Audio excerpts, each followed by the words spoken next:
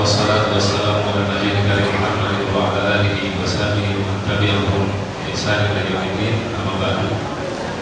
Alhamdulillah, segala puji bagi Allah Subhanahu wa taala.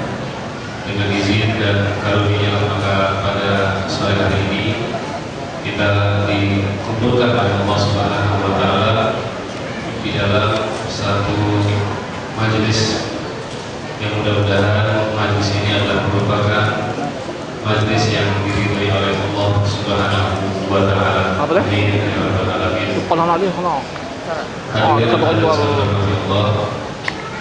Alhamdulillah pada hari ini dan kesempatan di sore hari ini kita kedatangan yaitu seorang dai dari Jakarta, tepatnya di daerah Cilengsi,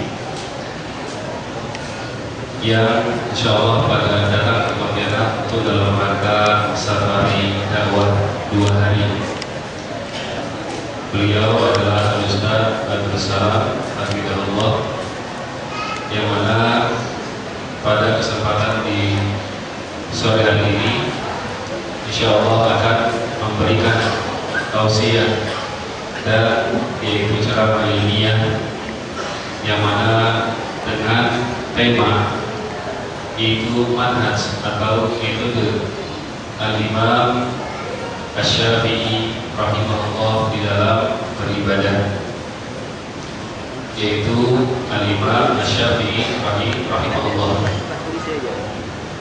Adapun gambaran yaitu garis besar daripada ringkas daripada biografi sang insyaallah Ustaz Badrus Salam. Beliau bernama lengkap Ustaz Badrus Salam Chelsea, yaitu tamatan dari Universitas Islam di Madinah di Fakultas Ilmu Hadis, dan saat ini kegiatan beliau adalah yaitu mengisi kajian dan yaitu beberapa majelis taklim yang berada di Cilengsi dan sekitarnya, sekaligus juga sebagai pembina dan pengasuh dari yaitu radio dan TV Roja, yaitu 756 AM, yang ini adalah merupakan radio yang bertempat di Cilengsi. Jadi ini secara umum dia juga gambaran profil tentang Al-Ustaz Badrus Salam Hafizahullah ta'ala, dan mudah-mudahan pada kesempatan di sore hari ini kita bisa mengambil faedah yang sebaik-baiknya.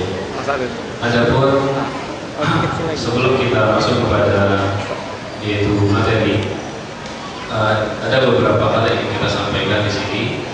Yang pertama, mungkin kepada jamaah ini, berhubung karena mungkin ada yang tidak mendapat tempat, jadi mungkin sebagian di antara ibu-ibu ataupun sebagian dari jamaah perempuan itu supaya lebih bebas dan lebih nyaman, itu ada dipersilakan untuk mengisi di lantai 2 karena untuk lebih nyaman bagi kaum ibu-ibu jamaah perempuan. Adapun kemungkinan juga dikhawatirkan nanti soal kisahnya juga agak penuh. Kemudian adapun majelis taklim kita pada sore hari ini akan dimulai pada ba'da maghrib sekarang dan nanti akan dilanjutkan dengan ba'da salat isya. Setelah materi selesai, nanti kita akan buka dengan forum tanya jawab, forum dialog. Jadi apabila ada di antara bapak ibu yang ingin menyampaikan pertanyaan seputar materi khususnya, maka silakan untuk disampaikan, baik mungkin secara tulisan atau secara tulisan, ya, untuk disampaikan ke meja di depan. Kemudian yang ketiga, apabila ada di antara jamaah yang membawa anak kecil, itu harap berada di dekatnya, ya, agar bisa anaknya diawasi. Khawatir ini ada dekat jalan raya, dan juga mungkin supaya tidak kejar-kejaran dalam rangka untuk menjaga adab kita di rumah Allah. Mungkin ini sebagian yang bisa kami sampaikan sebagai yaitu kata pengantar, dan tidak lupa kami mengucapkan terima kasih kepada DKM di Masjid Darul Falah yang telah memberikan dan memfasilitasi untuk kegiatan acara yaitu tabligh akbar ini. Untuk selanjutnya kepada Al-Ustaz Badrus Salam, waktu dan tempat kami persilakan.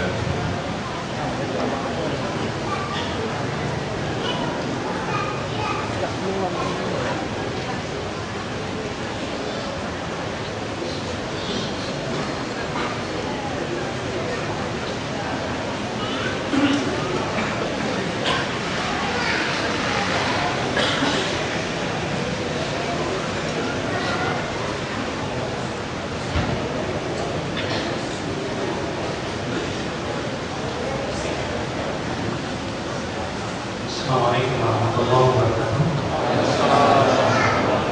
Alhamdulillah, wassalatu wassalamu ala rasulillah nabiyina Muhammadin wa alihi wa sahbihi wa man wala. Asyhadu an la ilaha illallah wahdahu la syarika lahu wa asyhadu anna Muhammadan abduhu wa rasuluh. Allah Ta'ala fi kitabihil karim, ya ayyuhalladzina amanu taqullaha haqqa tuqatih wa la tamutunna illa wa antum muslimun. Amma ba'd. Bapak dan Ibu sekalian, alhamdulillah kita bersyukur kepada Allah atas limpahan karunia dan nikmat yang Allah berikan kepada kita. Dan pada sore hari ini kita akan membahas tentang manhaj Al-Imam Asy-Syafi'i rahimahullah di dalam memahami agama, di dalam ibadah kepada Allah Subhanahu wa taala. Saya yakin semua jamaah yang ada di sini sering mendengar Al-Imam Asy-Syafi'i rahimahullah. Semua orang yang bersebatan kepada mazhab Imam Syafi'i akan mengenal siapa beliau, keagungan beliau, kedalaman ilmunya, keluasan kefaqihannya tidak diragukan lagi. Makanya subhanallah ya Bapak Islam azan ya Allah ya Imam Al-Dhahabi menyebutkan kata-kata yang menunjukkan akan bagaimana kedudukan Imam Syafi'i rahimahullah. Beliau mengatakan semua ulama setelah Imam Syafi'i merasa berhutang budi kepada Imam Syafi'i. Bayangkan, ya, kenapa demikian? Karena Al-Imam Asy-Syafi'i rahimahullah yang memahamkan kepada kita tentang bagaimana tata cara memahami Al-Quran dan hadis Nabi Sallallahu Alaihi Wasallam. Beliau sampai-sampai kata Imam Ahmad bin Hanbal, di mana Imam Ahmad bin Hanbal itu murid daripada Imam Asy-Syafi'i. Apa kata Imam Ahmad bin Hanbal? Laula Syafi'i ma'araftu fiqhal hadis. Kalau bukan karena Imam Syafi'i, aku tidak akan memahami, aku tidak akan mengetahui fikih hadis. Subhanallah ya, ini persaksian dari seorang alim kabir, Al-Imam Ahmad bin Hanbal, yang disebutkan bahwa beliau hafal 1 juta hadis. Beliau mengatakan kalau bukan karena Imam Syafi'i, aku tidak akan memahami, tidak akan mengetahui bagaimana memahami hadis. Maka ya, sampai-sampai Imam Ahmad bin Hanbal mendoakan gurunya Imam Syafi'i rahimahullah. Beliau berkata, ya masih laziltu ad'u Syafi'i mundu 30 sana. Senantiasa aku mendoakan guruku Imam Syafi'i sepanjang 30 tahun yang lalu. Ikhwan Islam azan ya Allah wa yakum. Al-Imam Asy-Syafi'i yang dilahirkan pada tahun 150 Hijriah di sebuah tempat yang bernama Gaza. Yang beliau hidup ketika kanak-kanak dalam keadaan yatim, dan ibunya pada waktu itu memang kehidupannya miskin. Tapi ibunya sangat ingin sekali anaknya menjadi seorang yang berilmu dan seorang yang besar. Makanya Bapak dan Ibu sekalian, di balik manusia yang besar, di sana ada ibu-ibu yang luar biasa. Di balik orang-orang yang kenal, di sana ada ibu yang betul-betul memperhatikan kehidupan anaknya. Ini dia Imam Syafi'i rahimahullah, mempunyai ibu yang berkeinginan kuat supaya anaknya menjadi seorang ulama besar. Dan subhanallah, Bapak dan Ibu-ibu sekalian, Al-Imam Syafi'i rahimahullah di awal-awal kehidupannya beliau hidup di pedalaman pedesaan bersama Banu Hudayr dan Banu Tamim. Dari sana beliau mempelajari bahasa Arab. Dan perlu yang kita ketahui, Imam Syafi'i itu bahasa Arabnya fasih, sampai-sampai syair-syair beliau dijadikan hujah dalam bahasa Arab. Saking fasihnya Imam Syafi'i rahimahullah. Kemudian Imam Syafi'i pun mulai belajar hadis. Ketika beliau ingin pergi berguru kepada Imam Malik bin Anas, karena Imam Malik bin Anas itu guru daripada Imam Syafi'i rahimahullah. Maka karena Imam Syafi'i tahu bahwa majelis Imam Malik tidak boleh dihadiri kecuali mereka yang sudah hafal Muwatta. Karena Imam Malik itu mensyaratkan yang boleh duduk di majelisnya yang sudah hafal Muwatta. Maka Imam Syafi'i pun menghafal Muwatta dalam waktu yang singkat. Karena Imam Syafi'i itu hafal Quran umur 6 tahun. Bayangkan, 6 tahun beliau hafal Quran. Kemudian ketika Imam Syafi'i masuk kepada yang ingin berguru kepada Imam Malik, dan Imam Malik ternyata melihat Imam Syafi'i yang usianya masih belia. Tadinya Imam Malik menolak, tapi kemudian Imam Syafi'i berusaha untuk mencari muzaki, orang yang bisa memberikan tazkiyah, rekomendasi. Maka Imam Syafi'i pun berkilah kepada gubernur kota Madinah. Dan kebetulan memang Imam Syafi'i termasuk asyraf, karena beliau keturunan dari Quraisy, bangsa yang mulia. Lalu kemudian Imam Malik ingin mengetahui dulu. Ketika Imam Malik mendengarkan Imam Syafi'i membaca Muwatta dengan hafalannya, Imam Malik langsung berfirasat, anak ini kelak akan menjadi orang besar. Maka subhanallah, Bapak dan Ibu sekalian, Imam Syafi'i pun memulai belajar dari Imam Malik bin Anas. Beliau mempelajari hadis-hadis Nabi Sallallahu Alaihi Wasallam. Dan selama beliau belajar kepada Imam Malik kagum dengan Imam Syafi'i akan kefakihan beliau. Kemudian setelah beliau selesai belajar dari Imam Syafi'i, beliau ingin belajar fikih Abu Hanifah. Tapi pada Allah, Abu Hanifah sudah meninggal. Kenapa? Karena Imam Syafi'i lahir di saat Imam Abu Hanifah meninggal dunia. Imam Abu Hanifah meninggal tahun 150 Hijriah, dan Imam Syafi'i lahir pada tahun 150 Hijriah.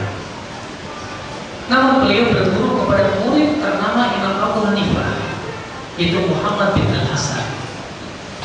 Demikian pula Abu Yusuf Al-Qadhi. Maka Imam Syafi'i pun mendulang ilmu dari Muhammad bin Al-Hasan tentang fikih Abu Hanifah, sehingga berkumpulah pada Imam Syafi'i dua kekuatan, dua madhab Malik dan madhab Abu Hanifah.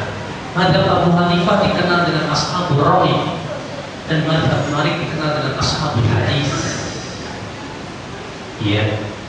Sehingga Imam Syafi'i mempunyai dua kekuatan hadis, asar dan hujjah, dan kekuatan rawi. Makanya luar biasa Imam Syafi'i rahimahullah menghasilkan ilmu yang sangat luar biasa. Dan subhanallah Bapak sekalian, Imam Syafi'i selama hidupnya dikenal sebagai nasirul hadis, pembela hadis Nabi Sallallahu Alaihi Wasallam, terkenal sebagai beliau nasirul hadis. Maka beliau pun bersebar, nama beliau pun terkenal sekali akan kefakihannya. Al-Imam Syafi'i rahimahullah, semoga Allah merahmati beliau. Beliau bernama Muhammad bin Idris. Asy-Syafi'i rahimahullah. Nah, ikhwatal Islam azani Allah. Makanya Imam Syafi'i itu imamun bila mudahnya, imam dengan kesepakatan seluruh ulama, mujtahid mutlak, yang tidak diragukan lagi akan keilmuan beliau dan kefaqihannya. Di antara kisah yang menunjukkan akan kefaqihan Imam Syafi'i, sebuah kisah yang disebutkan oleh Al-Baihaqi dalam Manaqib Imam Asy-Syafi'i. Suatu malam ada seseorang datang ke rumah Imam Asy-Syafi'i rahimahullah. Lalu orang ini minta izin untuk menginap di rumah Imam Syafi'i rahimahullah. Maka Imam Syafi'i pun mengizinkan.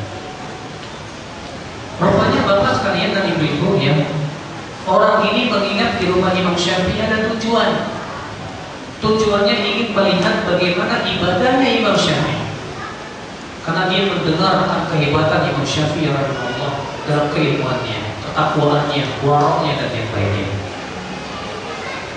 Akhirnya diperhatikannya semalam, dia lihat kok Imam Syafi'i hanya tidur sampai ada subuh. Kemudian orang ini kecewa sekali. Ternyata orang yang sangat terkenal ini tidur sampai subuh ke sholat tahajud.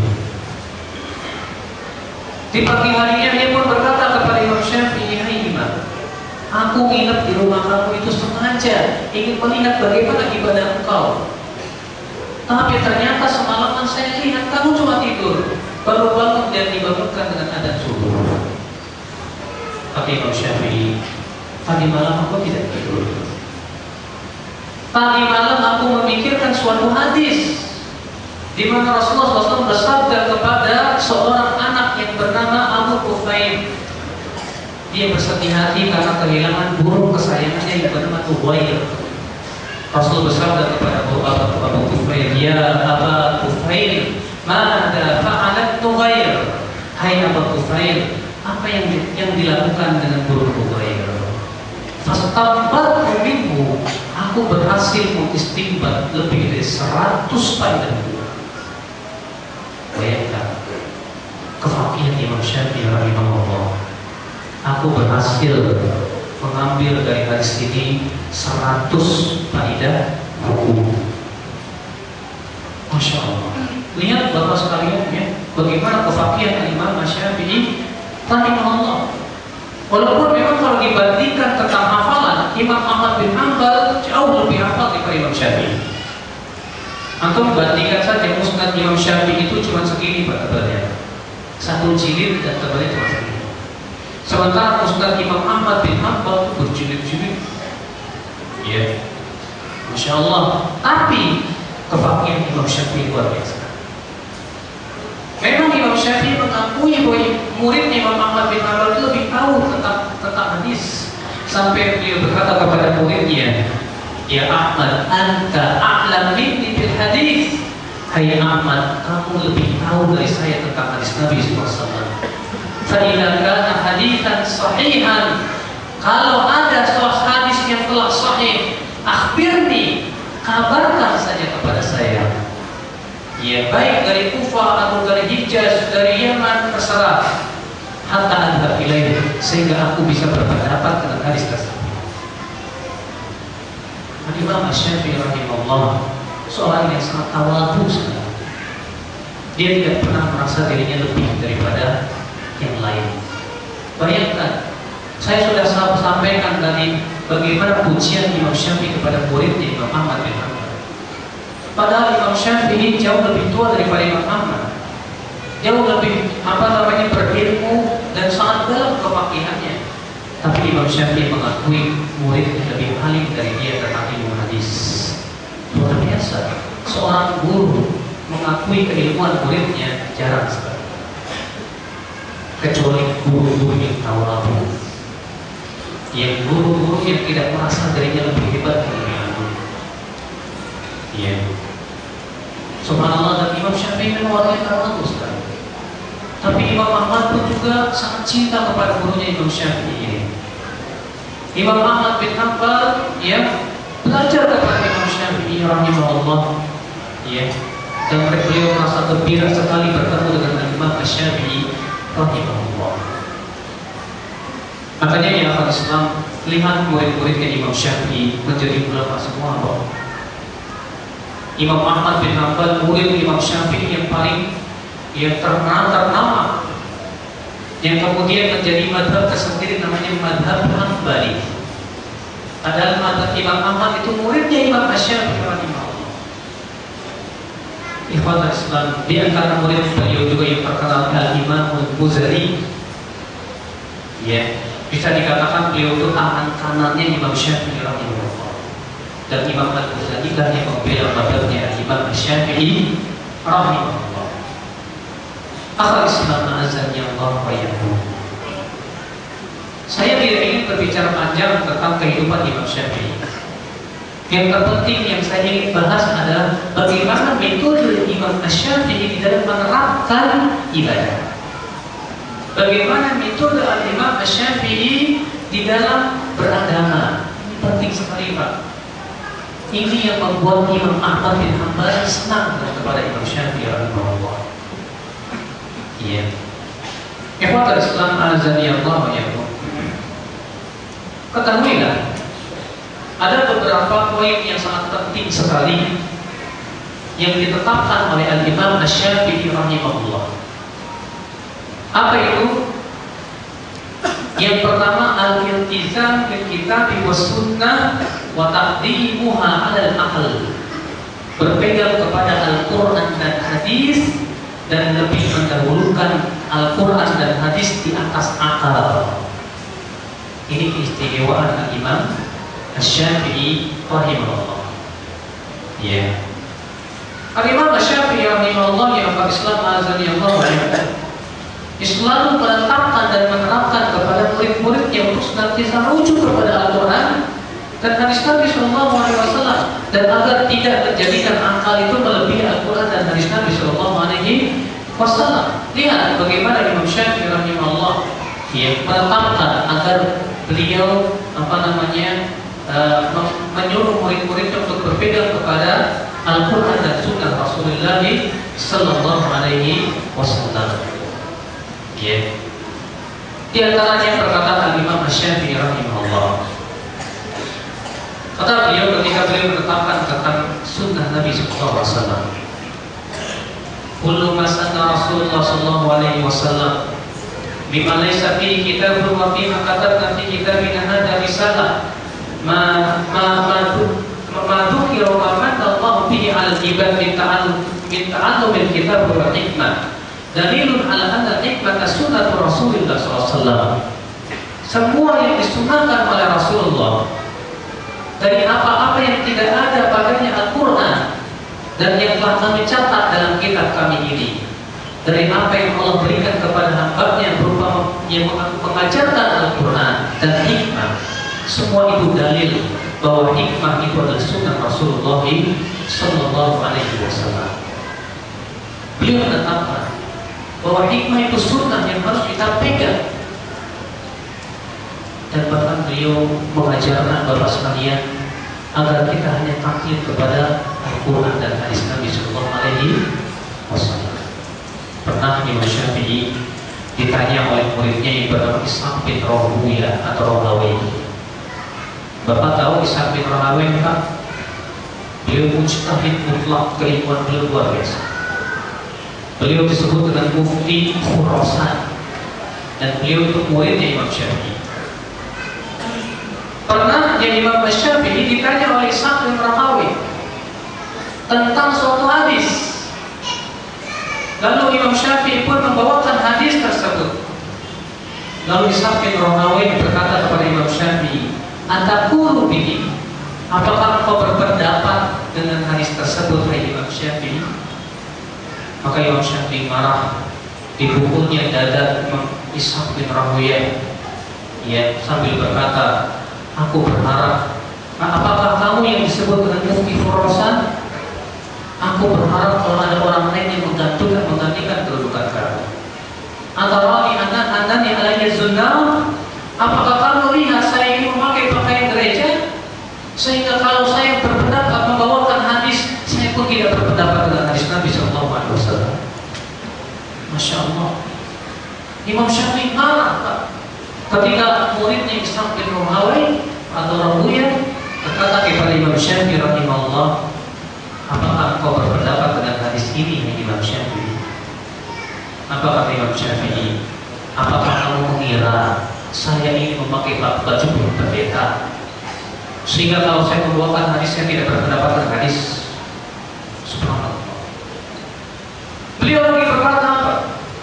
Ajma'al muslimun ala annahu man istabanat lahu sunnatur rasul lam yakun an yad'a li qawli ahadin. Kaum muslimin bersepakat bahwa siapa saja yang sudah jelas kepada dia sunnah Rasulullah, hadis Rasulullah, tidak boleh dia tinggalkan hadis itu hanya karena mengikuti pendapat seseorang. Tidak boleh dia tinggalkan hanya karena lebih mengikuti pendapat seseorang. Subhanallah. Imam Syafi'i rahimahullah. Ya. Al-Imam Syafi'i menetapkan di sini bahwa siapa saja yang sampai kepadanya hadis, maka tidak boleh dia tinggalkan hadis itu hanya karena mengikuti pendapat manusia. Luar biasa. Ya. Maka dari itu Syekhul Islam Azaniyah, namun perlu diingat Pak, di sini ada catatan yang perlu kita ketahui, bahwa Imam Syafi'i sangat menekankan kita untuk berhujjah dengan hadis sahih. Sampai-sampai beliau berkata, "Idza shahhal hadits fa huwa madhhabi." Apabila hadis telah sahih, maka itu adalah madhabku, kata Imam Syafi'i. Imam Syafi'i mengatakan madhabku apa? Hadis sahih. Berarti ini menunjukkan Imam Syafi'i madhabnya bukan hadis lemah, apalagi hadis palsu. Ya, walaupun nanti akan sedikit kita bahas tentang khilaf para ulama, bolehkah mengamalkan hadis lemah dalam masalah fadilah amal. Yang jelas di sini Imam Syafi'i mengatakan idza sahal hadits fa huwa madhhabi. Apabila hadis telah sahih, maka itulah madhabku, kata Imam Syafi'i rahimahullah. Bahkan seorang muridnya yang pernah dibagi Sa'ad berkata kepada Imam Syafi'i, ya, maka qulu fi ahadits ru'ya. Wahai guruku, apa pendapatmu tentang hadis-hadis bahwasanya Allah akan terlihat kelak pada hari kiamat? Maka beliau berkata, Ibn Sa'ad, yaqdi ilai haitu amintu anna kulla hadithin sahha fa inni aqulu bihi wa illam yablughni. Kata beliau, wahai Ibn Sa'ad, nisbatkan kepada saya, baik saya masih hidup ataupun sudah meninggal, bahwa kalau ada hadis yang sahih, itulah pendapatku walaupun hadis itu belum sampai kepadaku. Subhanallah, Imam Syafi'i mengatakan apa? Ya, nisbatkan kepada saya, baik saya masih hidup ataupun saya sudah meninggal dunia, bahwa hadis apabila telah sahih, maka itulah pendapatku walaupun hadis itu belum sampai kepadaku. Masya Allah, ya Pak Islam, bagaimana di sini Imam Syafi'i rahimahullah memberikan kepada kita sebuah pimpinan yang luar biasa dalam memahami agama kita ini. Kita disuruh untuk berpegang kepada hadis Nabi yang sahih, bukan dengan hadis-hadis yang tidak sahih, ya Pak Islam azza-jalla. Ini yang pertama, Pak. Jadi metode beliau senantiasa mendahulukan Al-Quran dan hadis. Dan hadis yang dimaksud itu hadis yang sahih, bukan hadis yang tidak sahih. Apa sih hadis sahih itu, Pak? Ada yang tahu, Pak? Hadis sahih adalah hadis yang terpenuhi 5 syarat. Yang pertama, sanadnya bersambung. Apa itu sanad, Ustaz? Sanad itu rangkai perawi yang menyampaikan kepada matan. Apalah itu matan? Matan itu sabda Rasulullah SAW. Yang kedua, diriwayatkan oleh perawi yang adil dan perawinya dhabit dan tidak ada padanya syadzats syudzuz. Apa itu syadz? Yaitu periwayatan seorang perawi yang thiqah yang menyelisihi perawi lain yang lebih thiqah, yang lebih banyak jumlahnya. Thiqah itu terpercaya. dan tidak ada padanya illah. Nah, kalau ternyata yang 5 syarat ini terpenuhi, disebut hadis itu sahih. Mungkin bapak yang pernah belajar ilmu hadis di ilmu sekolah, insya Allah kan paham itu. Iya. Jadi Imam Syafi'i mengatakan bahwa hendaknya kita yang berpegang kepada hadis yang sahih, bukan hadis yang baik. Ini Pak, manhaj yang telah, metode yang telah beliau terapkan dalam kehidupan. Dan beliau ini betul-betul membela hadis yang sahih. Makanya tidak aneh, sudah saya sebutkan tadi bahwa beliau itu dikenal sebagai apa? Nasirul hadis, pembela hadis Nabi Shallallahu Alaihi Wasallam. Kemudian metode yang kedua, manhaj yang kedua, yang beliau tancapkan kepada jiwa-jiwa murid-muridnya. Apa itu? Beliau melarang murid-muridnya mempeyo taklid buta kepada beliau. Beliau melarang murid-muridnya taklid buta kepada beliau. Apa sih Pak taklid buta itu? Taklid itu Pak, ngikutin pendapat dengan tanpa mengetahui dasarnya Pak. Bapak sholat, Allahu Akbar, ya. Kemudian Bapak meletakkan tangan kanan di atas tangan kiri, di mana? Tidak ada, di perut. Dasarnya apa? Tidak tahu. Kata kiai saya begitu, berarti Bapak taklid. Imam Syafi'i rahimahullah paling tidak suka begitu. Imam Syafi'i melarang murid-muridnya taklid buta kepada beliau. Beliau mengatakan apa? Idza wajadtum fi kitabi hadza ma yukhalifu qawla Rasul fal qawlu ma qala Rasul fala tuqalliduhu. Apabila kalian menemukan dalam buku saya ini ada pendapatku yang bertabrakan dengan sabda Rasulullah, yang kalian pegang dengan sabda Rasulullah, jangan kalian membeok kepada, jangan kalian taklid buta kepada. Masya Allah. Dan Pak, titahnya Imam Syafi'i ini betul-betul dilaksanakan oleh murid-murid Imam Syafi'i. Bahkan seluruh orang yang pernah membaca kitab-kitab mazhab